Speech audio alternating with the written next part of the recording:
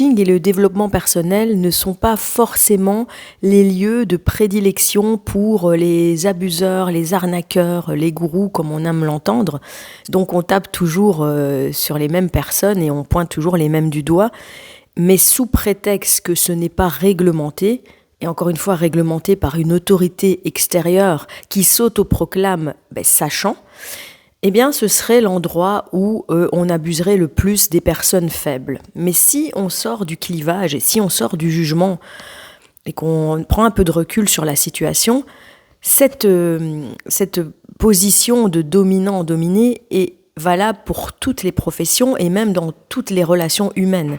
Si on prend les professions réglementées, on prend médecine, on prend psychologie, on prend les infirmières, infirmiers, assistants sociaux, quand ils apprennent à l'école, à la fac, on leur délivre un savoir et en aucun cas on s'occupe déjà de leur propre fragilité. Donc en aucun cas ils font un travail sur eux. Quand on suit un parcours académique, on ne fait pas un travail sur soi. Et donc potentiellement, quand on a son savoir et qu'on peut exercer et sous prétexte que c'est réglementé, là on aurait moins de responsabilité face à quelqu'un de fragile. Pourtant, un médecin en face de lui, il a des personnes fragiles.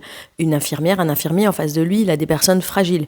Pour plein de métiers et c'est facile de dire oui mais les coachs abusent ou les personnes du développement personnel abusent de l'autre, mais c'est le seul endroit où justement on apprend à travailler sur soi.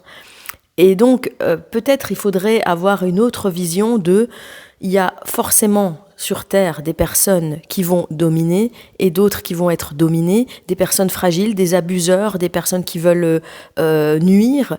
Et un rôle peut devenir multiple, ça veut dire qu'on peut être à la fois le bourreau et la victime dans sa vie. On n'est pas tout blanc, tout noir, on est tout en même temps. Et tous les êtres humains sont tout en même temps. Nous-mêmes, on a parfois des comportements d'abuseurs en fait. On peut se remettre en question et se dire c'est vrai que dans cette situation-là, j'ai été dans la position d'abuseur où j'ai voulu persuader l'autre, j'ai voulu utiliser une forme de séduction pour l'amener là où je veux. Tout le monde fait ça. Et d'un autre côté, on peut se retrouver aussi en victime en se disant cette personne, elle a cherché à me manipuler. Il faut être assez honnête avec soi pour pouvoir le voir et se dire qu'en fait, il n'y a jamais les bons et les méchants, il y a tout ça. Et qu'au lieu de se dire c'est un problème de réglementation, où il faut surveiller, il faut que l'autorité extérieure donne son approbation, non, il faut que chacun apprenne à avoir du discernement, à être responsable, à être adulte, à être propre souverain de sa vie en fait.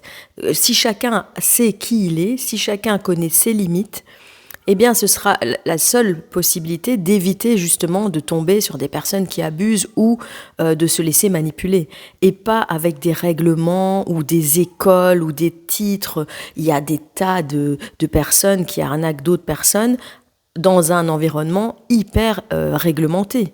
Excusez-moi, mais même si je ne veux pas rentrer dans ce terrain-là, mais dans le monde politique, excusez-moi, mais ce sont des personnes qui souvent sortent d'écoles où tout est réglementé, où tout est légiféré, et c'est pas pour ça qu'il n'y a pas d'abus ou qu'il n'y a pas de personnes mal intentionnées.